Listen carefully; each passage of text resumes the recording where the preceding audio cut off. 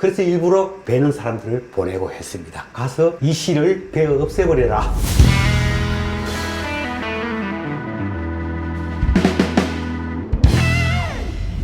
오늘은 우리가 대한민국에서 가장 많은 성씨가 김씨죠. 그 김씨 얘기를 좀 해보려고 합니다. 근데 우리가 한자로 쓸 때는 원래 금입니다. 금입니다. 원래 금인데 이걸 왜 김씨라고 읽을까?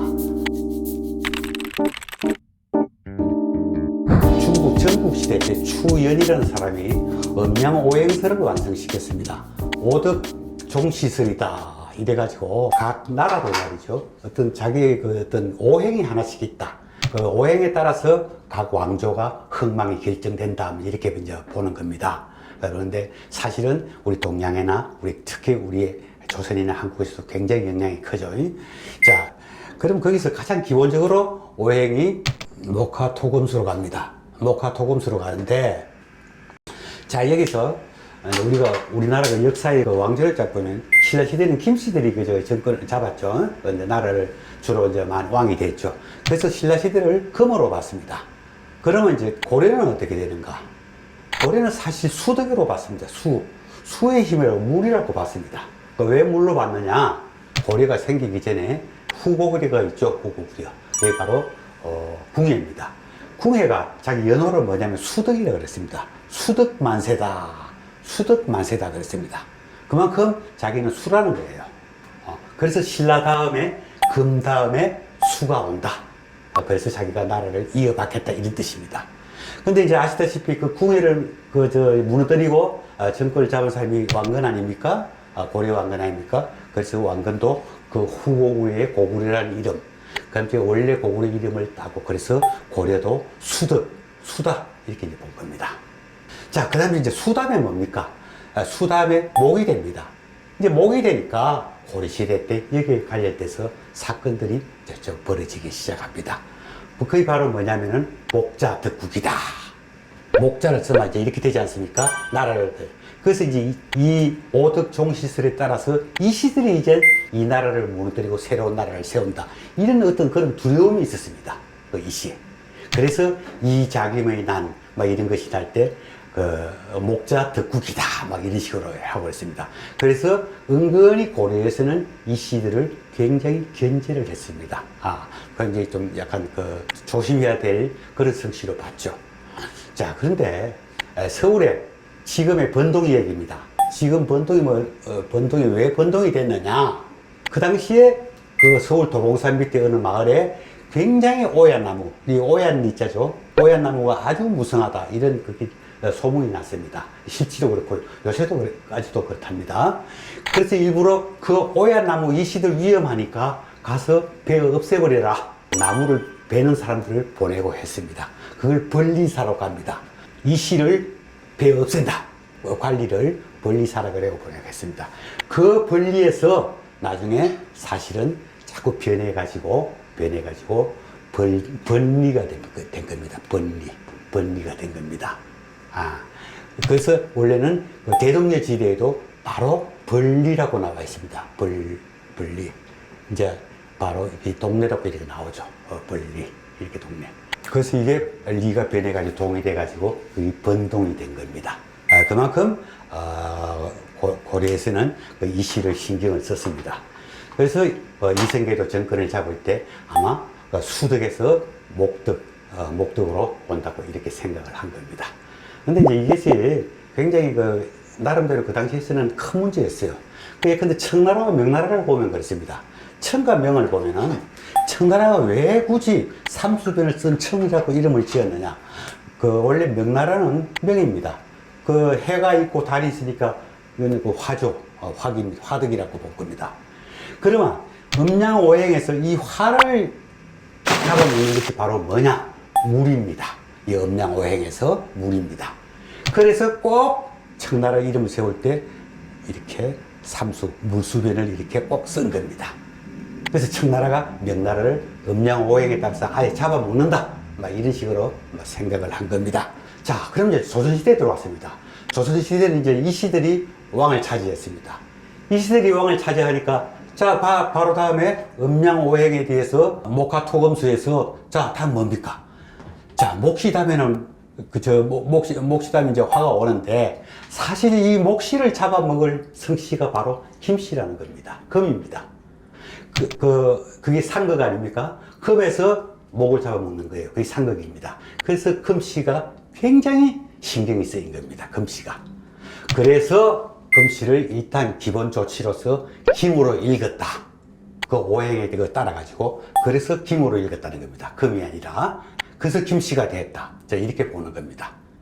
아마 그 나름대로는 일리가 있습니다. 지금으로서야 저렇게 웃긴다 할지 모르지만 사실 왕조 시대만 하더라도 그런 어떤 운명적인 예언적인 이렇게 굉장히 큰 요소가 되어 있거든요. 그 다음에 이제 또 하나, 중국에서 적어도 당나라 정도까지는 이 금자를 써놓고는 아마 금 비슷하게 읽었는데 서서히 당나라가 망하고 5대 십국 시대가 되면서 이 금을 김으로 자꾸 김 쪽으로 읽었다는 겁니다. 중국의 발음이 바뀌었다는 겁니다. 바뀌었다고 보는 겁니다. 그런데 일단 중국에서 그 발음이 바뀌었어도 우리하고 큰 상관은 없는데 마침 고려 무신 정권 끝나고 원나라하고 관계가 깊으면서 우리가 원나라의 사위 나라가 되지 않습니까? 그러면서 원나라하고 굉장히 사이가 깊어지면서 그때 원나라에서 본 그게 굉장히 영향을 받았다. 그쪽에서도 금이 아니라 김 쪽 비슷하게 읽으니까 그래서 우리도 그 영향을 받았다. 지금도 중국 표준 발음으로서는 금을 갖다가 찐으로 읽죠. 찐으로 읽습니다. 아마 김 비슷하게 읽는 겁니다. 그래서 아마 그때 영향을 받아서 고려말 이후로는 금을 김으로 읽지 않았나 이렇게 보는 겁니다.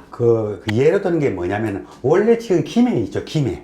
예, 김해가 원래 고려시대 때 금주였습니다. 금주. 같이 해놓고도 금주로 읽습니다. 요새는 김해로 읽지만 금주였습니다.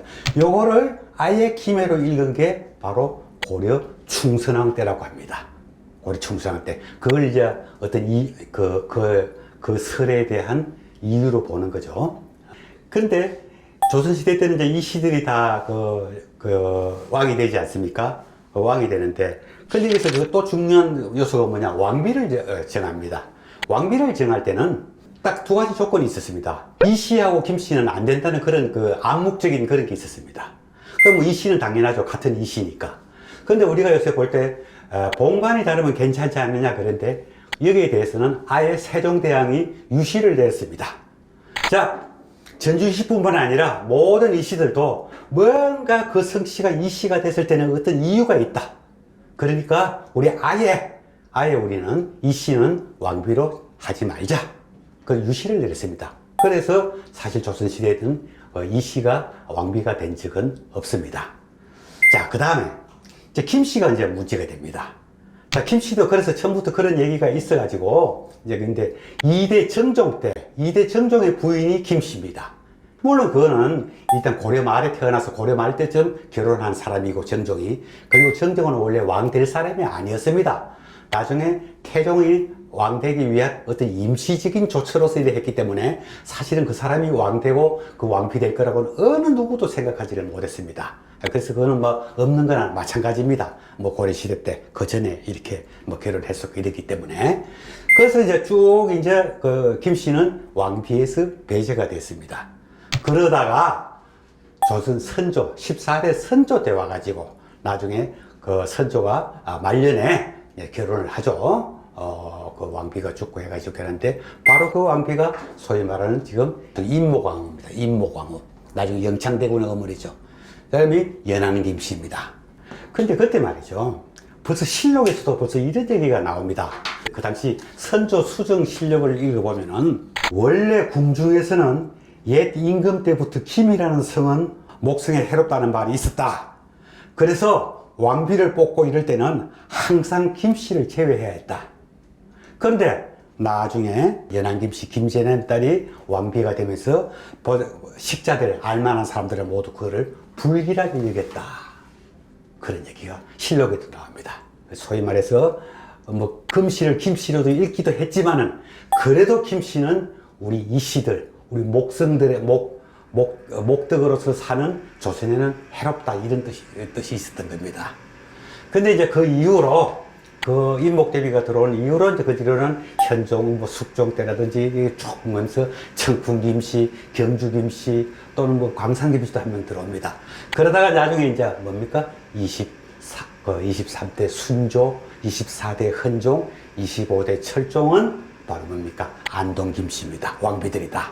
세 명이 쭉 안동 김씨가 차지하게 됐습니다. 그 조선 말에 사실 세도 정치, 세도 정치가 태어난 것은 바로 왕비들의 힘입니다.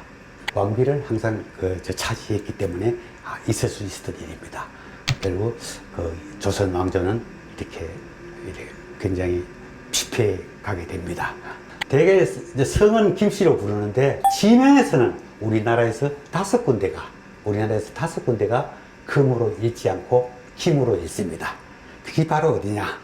자, 김해, 전라북도 김제, 경상북도 김천, 경기도 김포, 강원도의 김화입니다. 그리고 그 외에는 좀 더 금으로 읽습니다. 자, 얘는 김천만 하더라도 그렇습니다. 그전에는 금능군, 같은 세금을 써놓고도 금능군으로 읽었습니다. 근데 김천시는 반드시 김천시로 읽었습니다. 이유가 없잖아요. 이상하죠? 어쨌든 우리나라 지명에서 좀 큰데 지명에서 5군데를 김으로 했습니다. 같이 김. 근데 예를 보죠. 금호동 할 때 금호동 그러지 김호동 안 그러잖아요. 또 부산 금정구 할 때 금정구라 그러지 세금자를 써놓고 김정구라 안 그러잖아요. 좀 헷갈리지 않습니까? 여하튼 우리가 쓰는 이 조그만 성씨, 뭐 조그맣진 않죠. 우리 김씨가 제일 많아. 왜 세금을 쓰고 김으로 읽느냐? 이것만 하더라도 오행의 문제뿐만 아니라 정권 안보의 차원, 왕조의 흥망의 차원하고 다 관계가 있었다고 합니다.